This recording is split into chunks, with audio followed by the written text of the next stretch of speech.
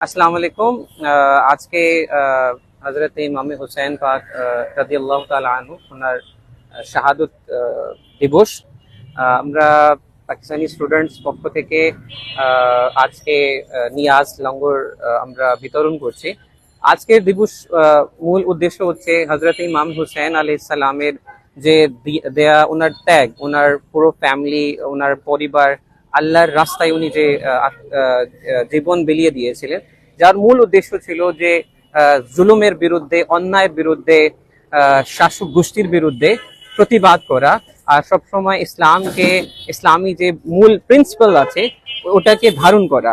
যেমন কালামা ইকবাল বলেছেন কে কতলে হুসैन असल में मर गए यजीद हैं, ইসলাম জিন্দা होता है हर करबला के बाद।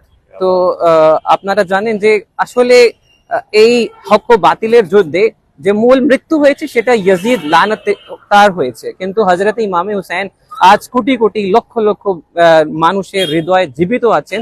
আর ওনার দেওয়া যে আমাদের জন্য যে বার্তা, আমরা আজকে যত আমরা জুলুমের বিরুদ্ধে লড়াই করছি, যুদ্ধ করছি, শুধু এটা ওনার কারণে করছি। ওনার দেওয়া যে পয়গাম, ওনার দেওয়া যে আত্মত্যাগ, সেটার থেকে অনুপ্রাণিত হয়ে আমরা আজকে ইসলামকে এত সুন্দরভাবে পালন করছি। আমাদের মূল লক্ষ্য হচ্ছে ইসলাম, হযরত ইমাম হুসাইন পাক রাদিয়াল্লাহু তাআলা আনহু জীবনীকে আমরা আমাদের ব্যক্তিগত জীবনে অনুসরণ করি। আপনাদের সবাইকে অনেক ধন্যবাদ। আমরা আজকের আয়োজন আমাদের পাকিস্তানি স্টুডেন্টস পক্ষ থেকে করেছি। লোডশেডিং কিংবা ঘরের বাইরের তীব্র গরমে ওয়ালটন রিচার্জেবল ফ্যান থাকলে থাকবে শুধু বাতাস আর বাতাস।